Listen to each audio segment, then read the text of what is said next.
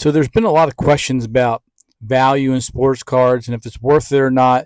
And this is why you should keep on buying sports cards, even if the value continues to drop. Sports cards are like stock market. Stocks go up, stocks go down. Companies buy other companies. Companies go out of business. Sports cards, the good part about it is, well, not the good part about it is, but if you get a sports card, usually they may stay in the majors if they're worth a lot of money. Ohtani, Harper, C.J. Stroud, rookies and things like that. They might stay and they might have a lot of money and they may be worth a lot now. Their value may drop. Their value may drop if they get hurt. Ohtani's value, I think it took a little bit of a hit last year when he had to get Tommy John surgery on his arm. But the good part about this, he can still bat. So his value took a little bit of a hit, but now since he's hit 50-something home runs this year and was the MVP most likely, his value kind of rose again. And even if your card is devaluing in price or going down in price, it's a good thing to hold on to it if they're still in the majors. Now, if you have like an older card, things like that, maybe you want to try to sell them because their older cards aren't really going to fluctuate too much. I have a bunch of Greg Maddux cards.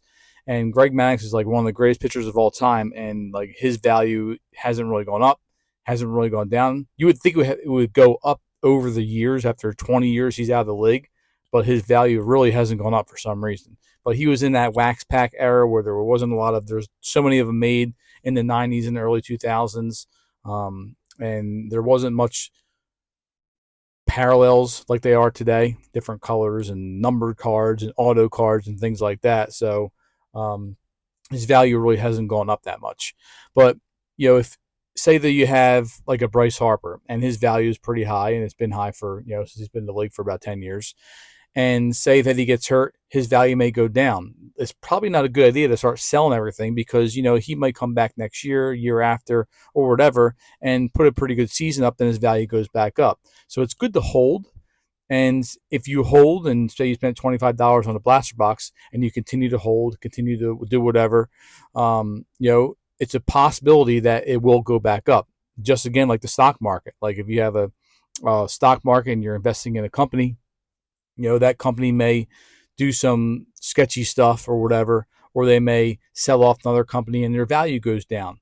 But you can't lose money unless you sell, right? So if you hold on and hold on and hold on, yeah, maybe you're a bag holder, whatever it is, but eventually, that company's value, if they're a good company and you invested in a good company, their value should go back up.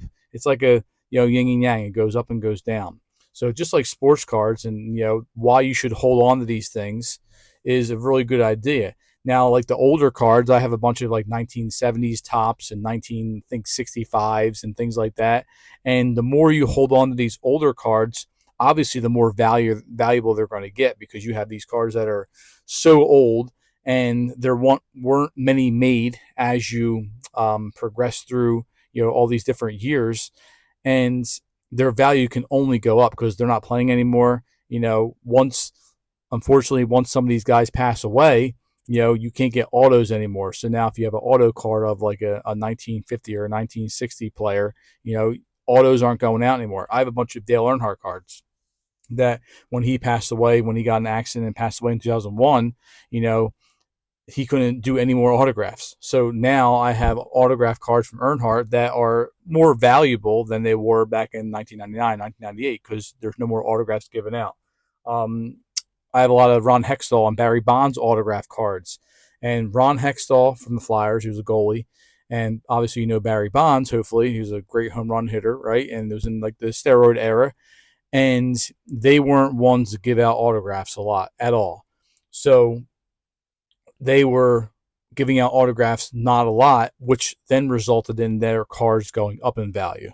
So obviously the more you have autographs, the less valuable they are. So maybe that was their play as they did that. They wanted their cards to be higher in value instead of lower in value. But some guys give out off their autographs a lot, and their value is still up. But like say let's use an example of like Elly De La Cruz. Elly De La Cruz, rookie of the year last year, had a great year last year, had a great year this year, right? His value is like peaked out. Okay. Say that he doesn't gets hurt and gets hurt and gets hurt for 3 years in a row. Obviously, his value is going down. You might be able to buy some cards when they're on the down low, right? As they're going down, hold on to him. Still young, still has another 10 years in his career or more than that probably.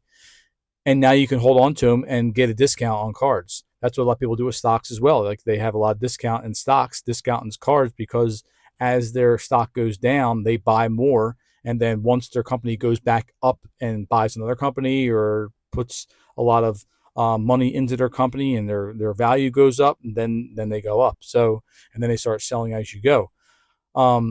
So little things like that might help you make some money when you're doing sports cards. Again, we're not really into making money here. We're just making videos to help you guys out, using a lot of these cards just for our personal collection. So when I'm 90 years old and then my son's 50, and then he has kids, they can pass them down more and more and more. And then the value might go up as you hold these cards for 100 years or 200 years if they can last that long, whatever it is.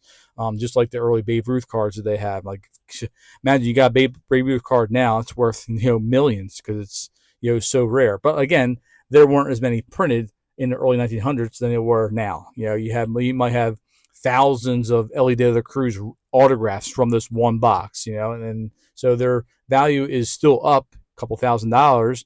But in the future, obviously, it's going to go up more because they're not printing any more of those exact cards. So it's a good thing to have and a good thing to hold on to all these cards, just because it's, if you want to hold them for your personal collection, that is great too. That's what we're doing, right? But if you want to try to, hold on to things and then eventually buy low and get money out of all these cards, hold them on for a couple of years and then see, maybe they get into the Hall of Fame. Now their value skyrockets. Whether Football Hall of Fame, National Hockey Hall of Fame, Baseball Hall of Fame, auto racing, whatever, right?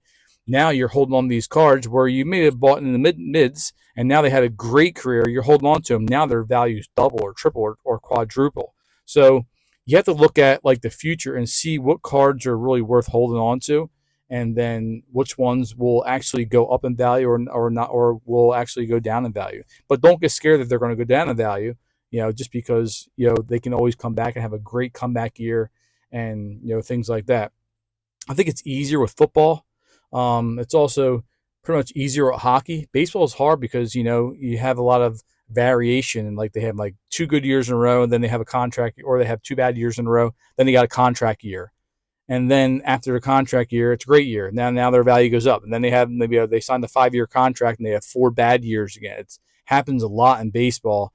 Not really much with football, not really much with hockey, not really sure of basketball, but these things may lead to depreciation in your card's value or an appreciation in your card's value. So, but it is a good thing to hold and just wait, and then hopefully they have a great year, and then maybe you can sell high. So I've been looking at that a lot online, and a lot of people have been asking those questions to us and other people that do a lot of videos like we do. And that's what was a really good thing. I want to make a video for you guys so you can kind of understand how the cards fluctuate, but don't get nervous and try to sell everything. Hold on to them and then try to sell them as they get higher, because you never know, because they can have a great year and then make that card go way up in value if you hold on to them. So sometimes holding is good, sometimes it's not. It all depends on what cards you have. So hopefully this helped you guys out that you had questions on, and let us know in the comments if you have any more questions. Make sure you give us a sub. Later.